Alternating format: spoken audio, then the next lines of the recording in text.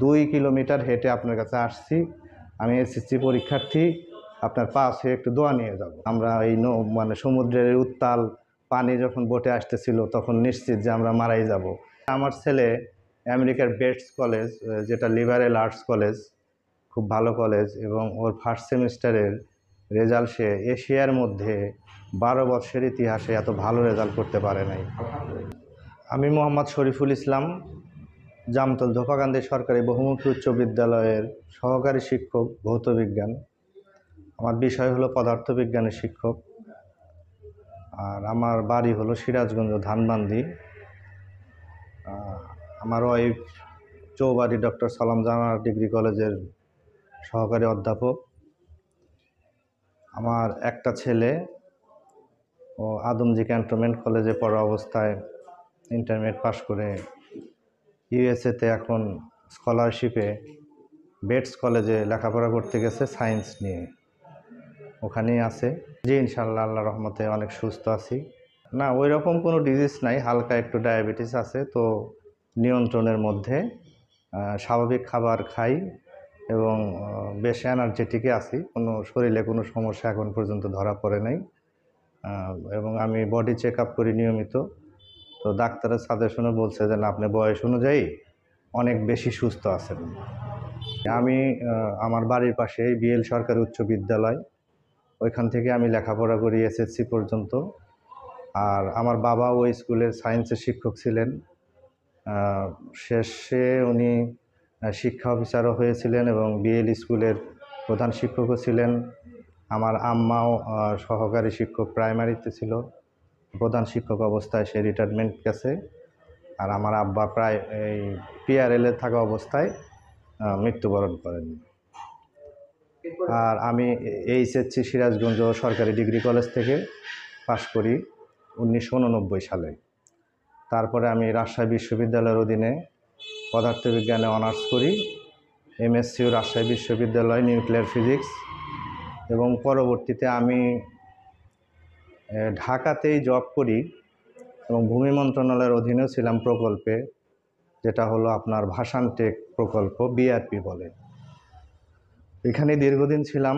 এরপরে যে কোনো কারণে প্রকল্পটা বন্ধ হয়, তখন আমি ওখান থেকে চলে আসি সিরাজগঞ্জ। তো পরবর্তীতে জামতলে ধোপাকান্দি হাই স্কুলে জয়েন করি। জয়েন করা অবস্থায় আমি আরেকটা ডিগ্রি নেই, ডিপ্লোমা ইন লাইব্রেরি সায়েন্স, জাতীয় বিশ্ববিদ্যালয়। এবং আমি রিসেন্ট 23 সালে ব্যাচেলার অফ এডুকেশন ডিগ্রি লাভ করি, সেখানে আমি ফার্স্ট ক্লাস পাই। এই অবস্থায় আমার শিক্ষা জীবন। আমার বাবাও তখনকার সময়ে রাজশাহী বিশ্ববিদ্যালয় থেকে বিএসসি পাশ করা এবং ইন্টারমিডিয়েট পাশ করা অবস্থায় উনি সিরাজগঞ্জ মার্চেন্ট হাই স্কুলের শিক্ষক ছিলেন। পরবর্তীতে 1967-66 সালের দিকে যখন বিএল সরকারি উচ্চ বিদ্যালয় বেসরকারি ছিল, তখন ওনাদের ওই শিক্ষকগুলোকে ডেকে ডেকে এনে এখানে শিক্ষকতা দিয়ে পরবর্তীতে সরকারিকরণ করা হয়। তো আমাদের পরিবারে অনেক শিক্ষক আছেন। এই আব্বা মারা যাওয়ার পরে আমি ঢাকা থেকে ব্যাক করি, করে এইখানে শিক্ষকতা নেই। সবচেয়ে বড় ব্যাপার যে আমি শিক্ষকতা ঢোকার সময় আমি কিন্তু কাউকে কোনো প্রকার কোনো কিছু দেই নাই। একদম মানে যেটা এই যুগে আসলে বিরল, যে টাকা ছাড়া কোনো কমিটিকে কোনো কিছু মানে কোনো করা, এইগুলি না করে একদম সরাসরি উইদাউট পেমেন্ট আমি এখানে জব নিয়োগপ্রাপ্ত হই। শিক্ষকতা পেশা অনেক সম্মানের পেশা, এবং কেউ যদি সৎভাবে জীবনযাপন করতে চায়, সততা নিয়ে, সম্মান নিয়ে, তাহলে এই পেশাটা তাদের জন্যই। এইখানে এই পেশাটা করতে গিয়ে আমার মনে হয় যে কোনো কিছু মিথ্যার আশ্রয় নিতে হয় না, এবং এটা একটা মহৎ পেশা, যেটা আমার বাবা মার মধ্যে দিয়ে আমরা অর্জন করেছি। এবং এই জন্যই আমি ঢাকা থেকে ব্যাক করেছি। এবং আর একটা উদ্দেশ্য ছিল যে পিতা ছাড়া তো আসলে সন্তান মানুষ হওয়া কঠিন। তো আমার উদ্দেশ্য ছিল যে এইখানে শিক্ষকতা করার পাশাপাশি আমার ছেলেটাকে একটু খেয়াল করতে পারবো, যেহেতু আমি ঢাকায় থাকতাম, আমার ওয়াইফ এবং সন্তান সিরাজগঞ্জ থাকতো। তো এই উদ্দেশ্য নিয়েই আমার ঢাকা থেকে ব্যাক করা এবং এখানে জয়েন করা। তো পরবর্তীতে আমি নিজেকে এখন গর্ববোধ হয় এই কারণে যে আমার সন্তানটাকে একটা গর্বিত সন্তান হিসেবে প্রতিষ্ঠিত করতে পেরেছি। যাতে আমার ছেলে আমেরিকার বেটস কলেজ, যেটা লিবারেল আর্টস কলেজ, খুব ভালো কলেজ, এবং ওর ফার্স্ট সেমিস্টারের রেজাল্ট সে এশিয়ার মধ্যে 12 বৎসরের ইতিহাসে এত ভালো রেজাল্ট করতে পারে নাই। হ্যাঁ, এবং টিচাররাও বলছেন যে তুমি যদি আর একটা সেমিস্টার ভালো করতে পারো তাহলে তোমাকে ওই কলেজের বিশ্ববিদ্যালয়ের টিচার হিসেবে নিয়োগ দেওয়া হবে, যাতে তুমি ফার্স্ট সেমিস্টারের ছাত্রদেরকে পড়াইতে পারো। তা আলহামদুলিল্লাহ আমি খুব খুশি তাতে। আমার একটাই ছেলে, আর ছেলে মেয়ে নাই। সেই কষ্ট আসলে আমি বিশেষ করে এই এমএসসি পড়ি রাজশাহী বিশ্ববিদ্যালয়ে, তখন আমাদের একটা ট্যুর ছিল, তো 15 দিনের মতো ট্যুর। তো আমাদের শিক্ষক ছিলেন এবং বিশ্ববিদ্যালয়ের শিক্ষক ছিলেন। তো আমরা যখন সেন্ট মার্টিন দ্বীপে যাই, তখন এখন যেমন জাহাজ হয়েছে, তখন কিন্তু জাহাজ ছিল না, ওই কাঠের বোট ছিল। সেই বোটগুলাতে আমরা যখন উঠি, তা আমাদের দুই একটা বন্ধু সাঁতার জানতো না, তা আমরা তো আর সেটা জানি না। তো ওই সমুদ্রের ওই পানি নৌকাকে অতিক্রম করে, ট্রলার বলে, ট্রলার ওইটা অতিক্রম করে যখন এই নৌকার ওই ট্রলারের ভিতরে পানি আসতেছিল, তো আমরা চিৎকার করে উঠতাম। তো পরবর্তীতে যখন আমরা ওই টেকনাফ সেন্ট মার্টিন দ্বীপে যাই, তখন আমার দুইটা বন্ধু খুব কান্নাকাটি। তো কী জন্য কান্নাকাটি, সবাই স্যারেরা সহ আমরা বসলাম, তো ওরা বলতেছে যে আসলে আমরা সাঁতার জানি না, নৌকাতে যখন এই বোটে ট্রলারে যখন উঠি, তখন আমরা বাবা মা সবার কাছে মনে মনে তওবা এবং মাপ চেয়ে নিয়েছিলাম যে যদি মারা যাই, এরকম একটা ভয়, এই ভয়ে আমরা এই মানে সমুদ্রের উত্তাল পানি যখন বোটে আসতেছিল, তখন নিশ্চিত যে আমরা মারাই যাব। কিন্তু যাই হোক, আল্লাহ পাক আমাদেরকে ফেরত নিয়ে আসলেন। তো এইটা আমরা আসলে খুব মানে হয়েছিলাম, যে আবেগ আপ্লুত হয়েছিলাম, যে আসলে সেই সময় আমরা 15 দিনের সফরে সেন্ট মার্টিন দ্বীপ এবং বিভিন্ন জায়গায় ভ্রমণ করি। আর একটা জিনিস, শিক্ষকতা জীবনে একটা স্মৃতি, যে বাবা শিক্ষক ছিলেন, মা শিক্ষক ছিলেন। মানে তখনকার সময় শিক্ষকরা যে পেশা ছিল এবং ছাত্র শিক্ষকদের যে মধুর সম্পর্ক, এটা আর এখন বর্তমান সময়ে অনেকটাই অ্যাবসেন্ট, দেখা যায় না। আমাদের স্যাররা এখনও দেখা হলে দেখা যায় যে এই মুখ দেখে মানে দূরে থেকে ডাক দেয়, এই শরীফ কোথায় যাচ্ছ, আমরা দেখার আগেই তারা দেখে ফেলে এবং জিজ্ঞাসাবাদ করে। এই সময়গুলোতে আসলে ওই রকম আর ওই সিচুয়েশন নাই। শিক্ষক যেরকম ছাত্রদেরকে পিতৃস্নেহ তুল্যে মানুষ করত, তাদের সবার খোঁজ খবর রাখতো, জানতো। হাঁটতে গেলেও দেখা যাইতো যে কোনো ছেলে পেলে শিক্ষককে দেখলে আসলে অনেক ভয় করতো, এটা এখন অনেকটা কমে গেছে, কিন্তু তারপরেও আছে। আমি শিক্ষকতা পেশা করতে এসে অনেক কিছু অনুভব করি। যেমন জামতল ধোবাকান্দি হাই স্কুলে চাকরি জীবনে 22 সালের দিকে হবে, দেখলাম যে একটা ছাত্রী হঠাৎ করে, আমি টিচার রুমে বসে আছি, হঠাৎ করে আমার সামনে আসলো, তো বলতে, স্যার আপনার পাটা একটু ছুব। তা আমি মানে চমকে উঠলাম যে ঘটনা কি, পা ছোঁয়া মানে কি হয়েছে, তুমি কোনো অন্যায় করছো নাকি? তো বলতেছে, না স্যার, আমি একটু আপনার দোয়া নিয়ে যাবো পা ছুঁয়ে। তা আমি বললাম যে কেন, কি পা ছোঁয়া তো ঠিক না। হ্যাঁ, যতই শিক্ষক হই। বলছে, না স্যার, আমি অনেক কষ্ট করে 2 কিলোমিটার হেঁটে আপনার কাছে আসছি, আমি এসএসসি পরীক্ষার্থী, আপনার পা ছুঁয়ে একটু দোয়া নিয়ে যাব। তখন আমি অনেকটা আবেগ আপ্লুত হয়ে গেলাম, যে আসলে আমরা ছাত্রছাত্রীদেরকে যেমন স্নেহ তুল্যে পিতৃতুল্যে মানুষ করি, ওরাও আমাদেরকে একইভাবে অনুভব করে। আসলে আমাদের বোঝার মধ্যে হয়তো বা অনেকটা কম বেশি থেকে যায়। সেদিন থেকে ভাবলাম যে আসলে শিক্ষকতা পেশা আসলে এভাবে আমাদের কাছে পরিপূর্ণতা লাভ করে।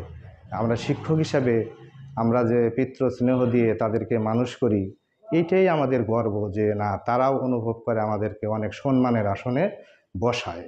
এভাবে আমরা নিজেদেরকে অনেক পরিবর্তন করে ফেলি। আসলে শিক্ষকতা পেশায় এসে অনেক নৈতিকতা, অনেক কিছু সমাজের স্যাক্রিফাইস, সততা, শিষ্টাচার, আদর্শ নিয়েই শিক্ষকতা করতে হয় এই পেশায় আসার জন্য। অর্জন মানুষের ভালোবাসা আর সৎভাবে জীবনযাপন করা, এবং মানুষকে যে সামাজিকভাবে অনেকটা সহযোগিতা করা। যেমন সমাজে আমরা যখন থাকি, বিশেষ করে বাড়ি অথবা স্কুলে, দেখা যায় যে অনেকে বিপদগ্রস্ত হয়, বিভিন্ন সমস্যায় পড়ে, তখন আমাদের কাছে আসে। হয়তো কারোর অসুস্থতা হলো, কিংবা কোনো সামাজিকভাবে কোনো জায়গায় একটু সমস্যায় পড়লো, আমাদের সাথে পরামর্শ করতে আসে। যে না, আর যাই হোক, শিক্ষক হিসাবে ওনারা সততাভাবে জীবনযাপন করেন এবং একটা সুপরামর্শ আমাদেরকে দিতে পারেন। সেই হিসাবে এটা একটা সার্থকতা শিক্ষকতা পেশায়, যেন সমাজের অন্যান্যদের মতো থেকে আমরা অনেকটা ভিন্ন এবং ভিন্ন চরিত্রের অধিকারী, যেটা 8-10 জনকে থেকে আমাদেরকে আলাদা করা যায়। আমি করার মধ্যে আমার বাসায় একটা বাগান আছে 300 ফিট দূরে। আমাদের বাড়িটা অনেক বড় সিরাজগঞ্জ শহরে। আমার বাবা তখন যখন ওই বিএল স্কুলে সরকারি চাকরি করতে আসে, তখন আমার ওই বিএল স্কুলে যে প্রধান শিক্ষক ছিলেন উনি আমার আব্বাকে খুব ভালোবাসতেন। তো পর্যায়ক্রমে উনি ওনাকে অল্প দামে দামে অনেক জায়গায় দিয়ে গেছেন। তা আমরা হলো 3 ভাই 2 বোন। বড় ভাই ইঞ্জিনিয়ার, বিএসসি ইঞ্জিনিয়ার, মেজোটা আমি তো বললাম পদার্থবিজ্ঞানে এমএসসি পাস। আমার ছোট আর একটা ভাই আছে হলো ডাক্তার, এমবিবিএস ডাক্তার, চোখের ডাক্তার, সিরাজগঞ্জ নর্থ বেঙ্গল কলেজের ডাক্তার। আর বোন আছে, ও বোনও হলো চাকরি করতো নর্থ বেঙ্গল মেডিকেল কলেজে। ও এখন করে না। ওর হাজব্যান্ড হলো মনসুর আলী মেডিকেল কলেজের পরিচালক, বিসিএস ক্যাডার। আর একটা বোন আছে, ও হলো প্রাইমারিতে চাকরি করে। ওরও হলো হাজব্যান্ড হলো মাধ্যমিক শিক্ষা অফিসার বেলকুচিতে। তো যাই হোক, ওই ওই জায়গাটা আমি একটা বড় বাগান করেছি। সেই বাগানটা আমার ওই বাসা থেকে প্রায় 300 ফিট দূরে। তো আমি ওই মেশিন টেশিন লাগিয়ে পাইপ দিয়ে যখন সকালে ঘুমে থেকে উঠি ফজর নামাজ পড়ে ও বাগানে পানি দিই, এবং যখন স্কুল থেকে আবার যাই সন্ধ্যাবেলায় আবার একটু পানি দিই। তো বাগানটা বেশ সুন্দর করা হয়েছে। ওখানে অনেক গাছ আছে, ওষুধি গাছ আছে, তারপরে ফলের গাছ আছে। তো এটা আমার ভালো লাগে। এছাড়া সামাজিক কিছু কাজকর্ম যখন কোনো সহযোগিতা কারণ লাগে সেখানে হেল্প করি, এবং অন্য কিছুর সাথে আমি আসলে ইনভলভ হই নাই। কারণ আমার মেইন টার্গেট ছিল ছেলে মানুষ করা। আর হলো এখন পাশাপাশি বাড়ির সহযোগিতা, আমার মা বেঁচে আছে, ভাই বোনরা আছে, তাদেরকে পারিবারিকভাবে আমি অনেকটা দায়িত্ব পালন করি। আমি মেসেজ যেটা দিতে চাই সেটা হলো যে দীর্ঘদিন করোনা গেছে, তারপরে ক্যারিকুলামের বিভিন্ন সময় পরিবর্তন, ছাত্ররা আসলে বইমুখী নাই। তারা বেশিরভাগ মোবাইল, ইউটিউবের মাধ্যমে পড়াশোনাও করে এবং বিভিন্ন ব্যাপারে তারা ইনভলভ। তো শিক্ষা ব্যবস্থা একটু আমাদের সমস্যা হয়ে গেছে। তো এখন সবাইকেই পড়ামুখী হইতে হবে, জ্ঞানের দিকে আগায় যেতে হবে, জ্ঞান অর্জন করতে হবে, নিয়মিত ক্লাস করতে হবে, এবং অভিভাবকদের বিশেষ করে সচেতন হতে হবে যেন তার সন্তান কোথায় যাচ্ছে, কি করতেছে, রাত্রিবেলায় ঘুমের ঘোরে মোবাইল চালাচ্ছে কি না। এই ব্যাপারে অভিভাবকদের অবশ্যই সচেতন হতে হবে, এবং পাশাপাশি আমাদের শিক্ষকদেরও অনেক দায়িত্ব আছে যে সামাজিক যোগাযোগ মাধ্যমে অভিভাবকদেরকে সতর্ক করা, যাতে তারা তাদের সন্তানকে সঠিকভাবে দিক নির্দেশনা দিতে পারে এবং নিয়ন্ত্রণে রাখতে পারে। এইটাই আর কি। এই নিয়ন্ত্রণের মাধ্যমেই সমাজ ব্যবস্থার পাল্টা যেতে পারে এবং ছাত্ররা তার পূর্বের অবস্থানে ফিরে যেতে পারে।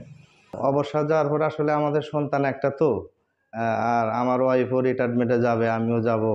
তো আমরা সামাজিক কর্মকাণ্ডে মানুষের সেবা করার জন্য যতটুকু পারি মৃত্যুর আগ পর্যন্ত সৎ পথে থেকে, সৎ কর্মের উপার্জিত সম্পদ যা থেকে যাবে, ইনশাআল্লাহ আমরা সেই মানুষের সেবায় নিয়োজিত করব নিজেকে, এইটাই আশা রাখি।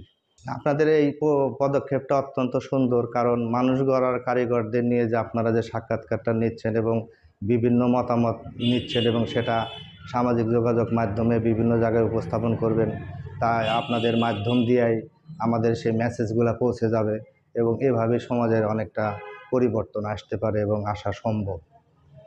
আপনাদের এই পরিকল্পনা এবং এই যে আপনার পদ্ধতি এবং যে ধারাটা অব্যাহত রেখেছেন অত্যন্ত প্রশংসনীয়, এবং আমি খুব খুশি আপনাদের এই প্রোগ্রাম পরিচালনা করার জন্য। দর্শকদের উদ্দেশ্যে বলা এটাই যে আমরা আসলে সৎভাবে জীবনযাপন করাটাই উত্তম। আমরা কখনো কোনো মিথ্যার আশ্রয় না নেই এবং কলহ বিবাদে না থাকি। সবাই সবার যোগ্যতা এবং অর্জনের দ্বারা যতটুকু সম্ভব সেইটাই নিয়ে সন্তুষ্ট থাকি। এইটাই আমার মানে দর্শকদের উদ্দেশ্য। ধন্যবাদ আপনাকে এবং আপনার এই যে সুন্দর মানুষ গড়া কারিগরদের নিয়ে একটা সুন্দর প্রোগ্রাম তৈরি করার জন্য। আমার দোয়া থাকবে আপনারা উত্তরোত্তর আরও উন্নতি সাধন করেন এবং সমাজের মানুষের সেবায় নিয়োজিত থাকেন। ধন্যবাদ আপনাদের।